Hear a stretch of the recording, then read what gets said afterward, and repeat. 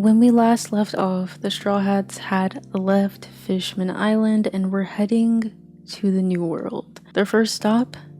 Punk Hazard, an island that can't be detected on any log posts, but Luffy happens to see out of the corner of his eye during their voyage. But there's a reason why this island is kept secret from the world. Amongst the frozen nuclear wasteland, there's a secret laboratory where some of the most horrific experiments are being done on humans. We're introduced to Momonosuke and Kinemon, who will be allies with us as we travel to Wano eventually. We also get introduced to Doflamingo a little bit as he is partnered with Caesar, who is our main villain of the arc. And also Law returns to team up with Luffy, especially as we are introduced to the concept of Wano, or this Edo-like Japan country that is closed off from the rest of the world.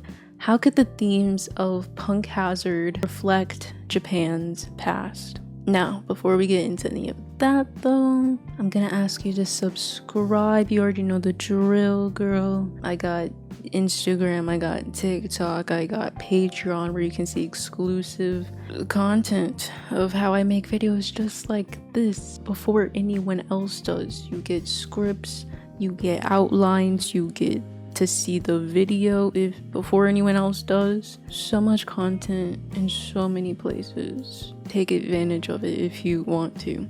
If you don't, then cool. I also have a Discord where you can be more part of the community. Sometimes I post, you know, like for my last video essay, I was posting about stuff that I was planning for that video essay, and only the people in Discord knew about it. That's my tip to you. Also today, I am dressed as, oh god girl, my hair. Today I am dressed as Caesar Clown. Obviously I don't have like a lab coat, so I just used a white hoodie because that's the best I can do, you know, scuffed as always, broke as always. But I saw this drawing online of like, I don't think does Caesar normally have like purple eyeshadow on? No, he really doesn't. I saw this drawing online of like him with like this purple eyeshadow look, and I was like, ooh, that eats. Also, his power is obviously like poison, so I did like a little bit of a smoke leading in, you know, connecting the eyes, you know, composition on point. I kind of ate, I'm not gonna lie, kind of ate. But yeah, that's my cosplay for this episode. The Punk Hazard was originally the world government's experimental facility. About 30 years ago, Vegapunk, which I believe was briefly mentioned whenever we first got introduced to like Kuma and like Thriller Bark Summit War, or like Sabati era, you know what I'm saying? Because Kuma like sold his soul basically to the world government, and they like made clones out of him, and it's a whole thing, which hopefully you're aware of at this point if you're watching a Punk Hazard video. So Vegapunk joined the world government and became a senior researcher alongside Caesar Clown. Later on, Caesar Clown began developing a gas weapon, despite protests from other scientists. And in the midst of this outrage, he was fired by Vegapunk, who was tired of his antics, and Caesar, being the insecure man-child that he is, in a fit of rage, detonated the bomb. And like a nuclear bomb, this weapon killed everything in its path and eviscerated the ecosystem. Vegapunk, Caesar, and a few others survived, but Caesar was imprisoned for his actions. Now, as you can tell by his devil fruit and his obsessive mania surrounding nuclear weapons, poison is kind of his thing. He eventually escaped prison and fled back to his old stomping grounds, Punk Hazard, which had been shut down by the world government and abandoned. Upon arrival, he used his powers to purify the island of poisonous gas, which he collected and used to make his Smiley, a sentient mountain-sized monster that is corrosive upon contact. I believe he also made the Smiley by combining it with a devil fruit, like the axolotl devil fruit, so that it would become sentient. How you combine poisonous gas with a devil fruit? I don't know, but I guess he's a scientist, so fill in the gaps, girl. Fill in the gaps. But with all of this talk about, you know, literally Caesar creating a nuclear weapon and dropping it on this island, destroying the entire ecosystem, all of the protests from other scientists, it really did begin to remind me of the inception of the atomic bomb and how, you know, if you watch Oppenheimer, I've never actually seen Oppenheimer, but he has this whole speech back in the day where he was like, I'm the destroyer of worlds, and it sounds like super dramatic. It's like, calm down, girl. But like, actually, he didn't lie at all, because he kind of was a destroyer of worlds. He made an atomic bomb which ended up giving like people leukemia and stuff. Like, he wasn't being dramatic at all about that. That dynamic that Caesar, you know, the protests and all that from other scientists, reminded of me of the inception of creating the atomic bomb, how much debate there was around creating such a thing and how it would change the world, basically. And we all know that a defining moment within Japanese history is obviously the war crimes in Hiroshima and Nagasaki that America committed, where they dropped 2 atomic bombs on a civilian population during World War II. But it's a moment that left the entire country with generational trauma and left many of its citizens disgusted by war, especially nuclear war. And as I've discussed in the past with my video essay Anime is Political, there are many mangas and works of art, films like Ichi F, Barefoot Jin, and Tezuka's Astro Boy that reflect on the country's ties to nuclear disaster and anti-war themes. And I believe Oda is only adding to that legacy with Punk Hazard. Now, I'm sure we're all familiar with the event of dropping the bombs themselves, but I want to talk about the generational impact of them.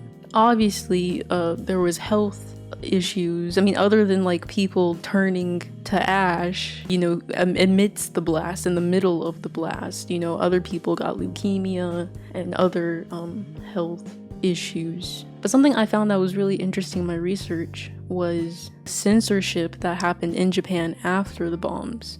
News reports, images, and scientific research were all censored, causing many hibakusha, or survivors, to feel pressured to censor their own stories. They felt shame over being damaged or affected by the radiation. During the bomb, after the bomb, and years on end, we didn't cry, says Snyder, now 86. The Japanese culture is to grit your teeth and hold in all your adversities and endure. But things are now changing as the grandchildren of these survivors work to help preserve their stories and the impact of them. Also, as a sidestep, a little bit of a sidestep away from that, the prevailing narrative, as I said, in the US, is that the atomic bombs ended the war and were therefore a necessary evil.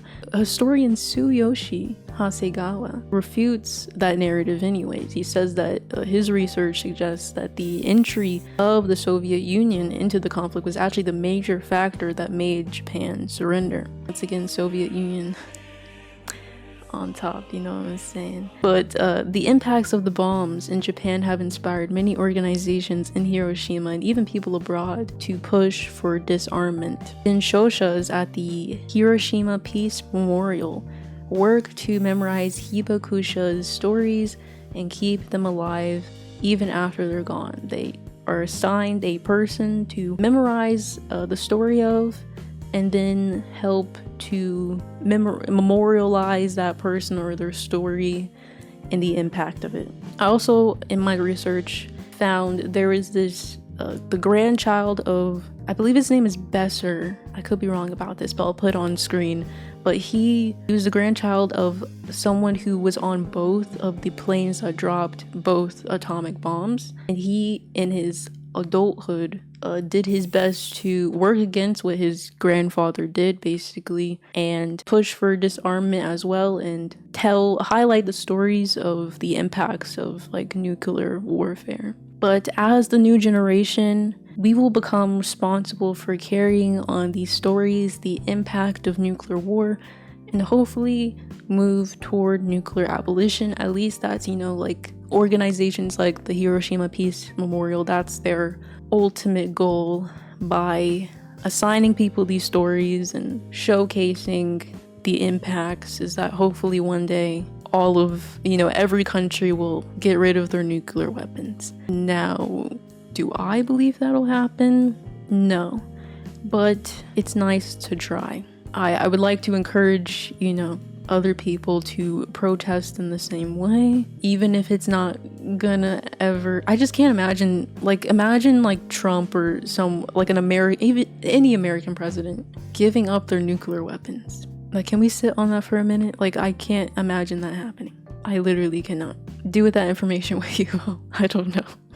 The world government's punk hazard wasn't just a site of nuclear disaster, but state-sponsored horrific experiments on prisoners. A legacy Caesar would carry on. Instead of pirates being sent to Impel Down or other prisons around the world, some were sent to Punk Hazard and used as guinea pigs for the world government. I just want to make sure that we're all understanding the world government and the Marines sponsored human experiments. And this also extended beyond just prisoners, including special races like the Lunarians. This is where it's kind of a spoiler, because I don't think this is disclosed in Punk Hazard. So close your ears if you don't want to be spoiled.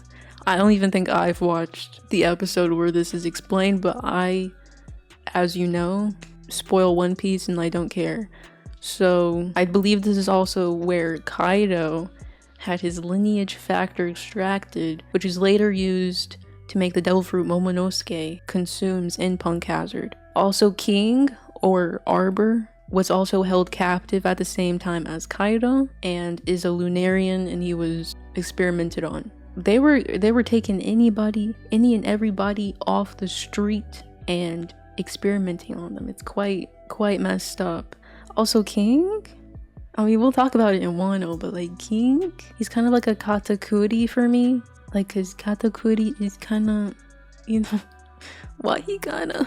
And I feel the same way about King. Love me a tall man. He's kind of goth. I love it, but we'll talk about that later. 30 years later, Caesar is employed by one of the Yonko's Big Mom to carry on this legacy and make giants, which she wants to do. I'm kind of getting ahead of myself, but she wants to make giants because she wants every race to live on her island.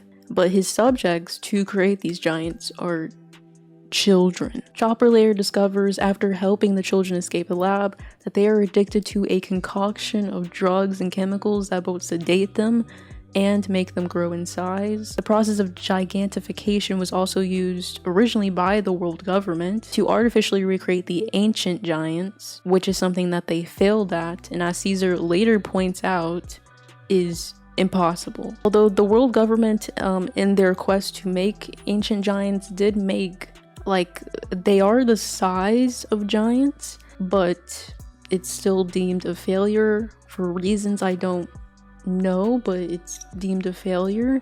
And Kaido eventually went to back to Punk Hazard, and purchased the giants, I think. It's a whole thing. There's another side of Japan's history during World War II that isn't really talked about. Rarely is it discussed, but one that is oddly familiar to the world government's actions and Caesar's actions on Punk Hazard. Japan, as I have pointed out before, were fascists during World War II, and they did some of the most horrific experiments and biological warfare that, you can't even imagine. And it's insane that it isn't talked about, but I'll tell you why in a minute. In Japan's quest to become an imperial superpower, it invaded and committed its own set of war crimes against those it colonized, including fascist experiments. I mean, there was a reason why they were aligned with Nazi Germany and Italy. You'll see in a minute. Unit 731 was a Japanese organization that oversaw the medical experiments and wholesale slaughter of hundreds of thousands of Chinese citizens. This depravity is pretty much, I would say, just as horrifying as the Nazis' actions, very similar, but like I said, is rarely discussed. Dr. Shiro Ishii established a wing within the Japanese army to develop biological weapons, completely defying the Geneva Conventions that was established a few years prior. However, the research we are now about to embark is the complete opposite of these principles and may cause us some anguish as doctors. We pursue this research for the double medical thrill as a scientist, probing to discover the truth in natural science, and as a military person, to build a powerful military weapon against the enemy. He convinced the senior officials of the army to back his vision by arguing that biological weapons would be far less expensive than manning and training a traditional army. With the rise of nationalism in Japan, this allowed for Ishii to more easily carry out his vision. In September of 1931, Japan staged an explosion on a railway and blamed it on the Chinese, and it was used as justification to invade Manchuria. This is also called the Mukten Incident. Japan used its control over Manchuria to abduct random citizens off of the streets, lock them in black vans or voronki, where they would be carried off to prison cells of Unit 731. The Japanese Imperial Army had its own Gestapo called the Kempeitai, which had about 36,000 members by the end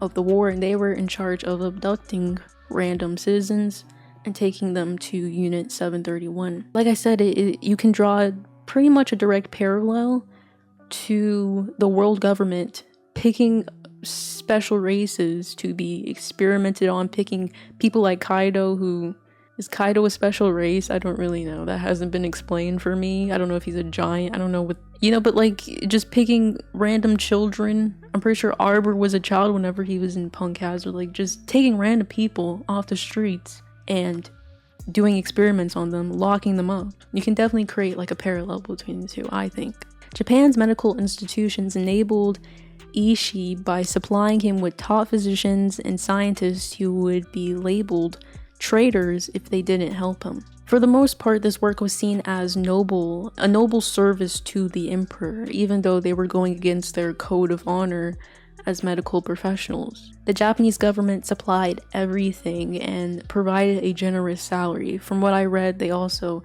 had lavish meals and they were living like god kings, basically. The annual budget that Japan gave them was 10 million yen, or 9 billion with a B, yen in modern currency. There were 26 known killing laboratories, one of which was in Beijing, and another which was in Pingfang, and locals began to question what the facilities were, and the researchers answered by calling it a lumber mill, jokingly.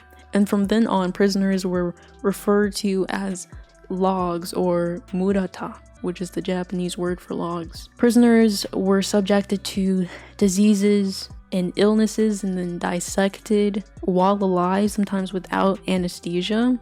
I was reading this story about this one pregnant woman who woke up during surgery and begged for them to save her unborn child, and they of course did not, because they wanted, as the article I was reading said, they wanted the research from how everything they were doing affected the unborn child as well. They sprayed agents from planes and contaminated water sources of communities without their knowledge.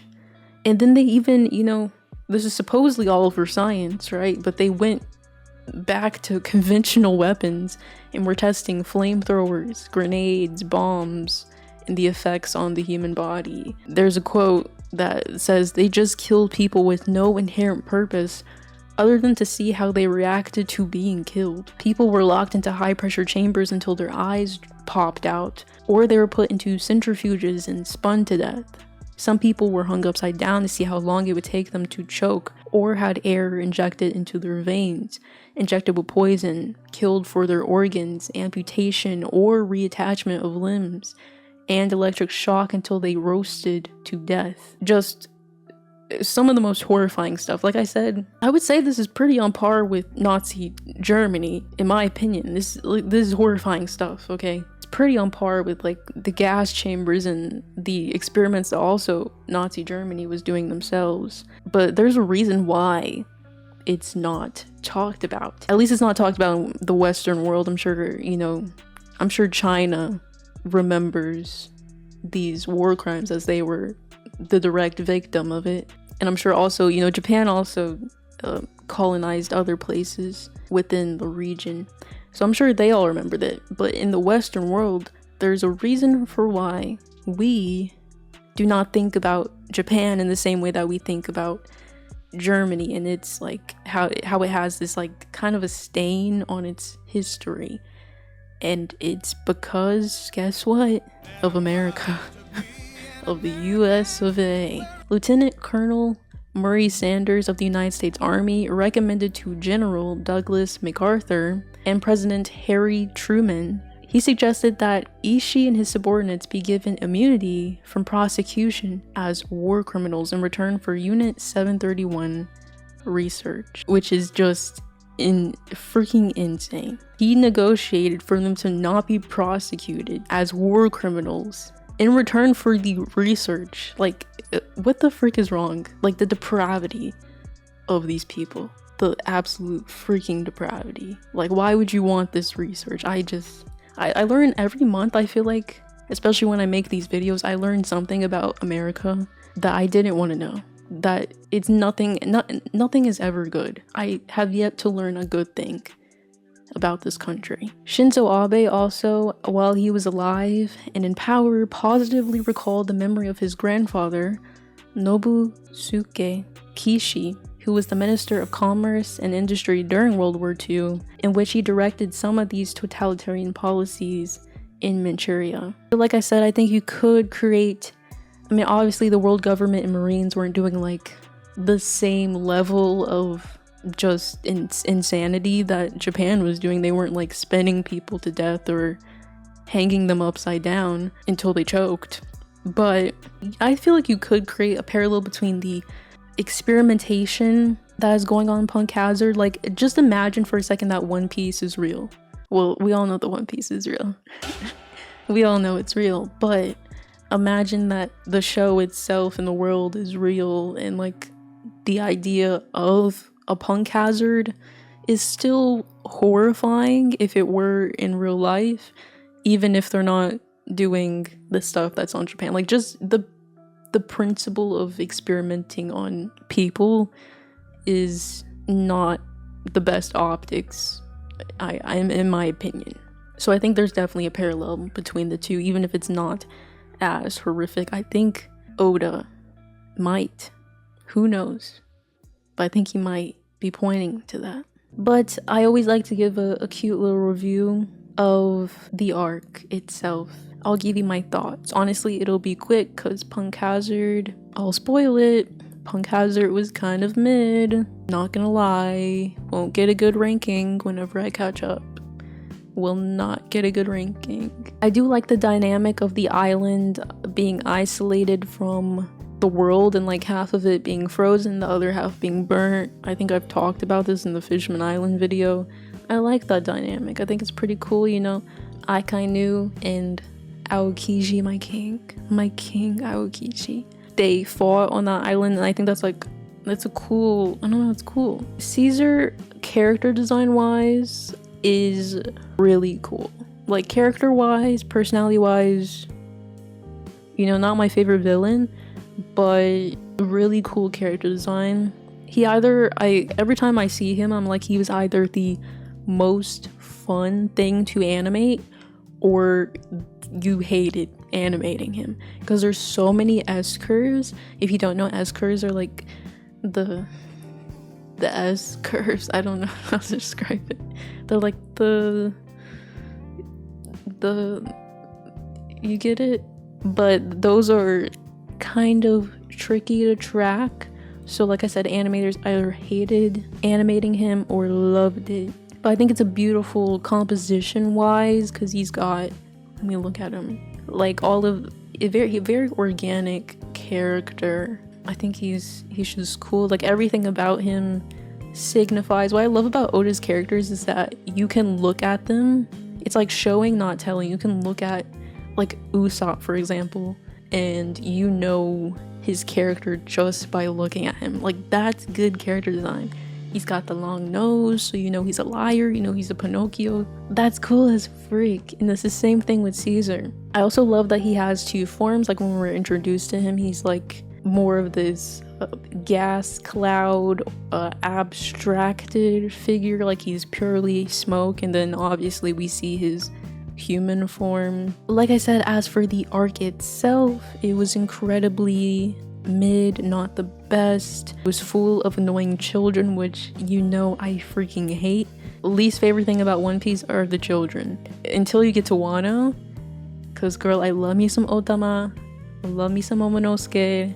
Like, until you get to Wano, the kids are freaking annoying. It was kind of just, I feel like, a passing arc. Like, it's necessary to further Law and Luffy's alliance. You learn about Doflamingo. Like, it's necessary, but it's not the most interesting thing in the world. And I feel like this is where One Piece starts to take a bit of a downturn.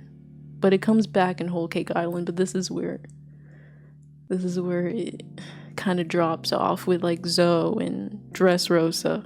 Not probably like my least favorite arcs in all of One Piece. They're not the best, but that's my thoughts. Oda, though, is once again demonstrating his political acumen through the isolated island of Punk Hazard. Not only is he alluding to the impacts of nuclear war, but also the impacts on history of fascist experiments. And as we lead into Wano, we know Oda will have much more to say about his home country and its history, especially in regards to, like I said, this Edo-like world and it being closed off from the rest of the world. I don't want to spoil it too much, okay? We'll get to that when we get to Wano. Honestly, though, Wano might be like the best arc, girl. I feel like it's up there with Water 7. It might be my second favorite arc, but I think sometimes when you're watching the arcs, you're like really in it, and girl, I'm in it. I think this is the most obsessed I've been with One Piece the entire time I've watched it. The animation's good, it's absolute cinema, girl, I'm locked the frick in. But anyways, thank you all so much for watching.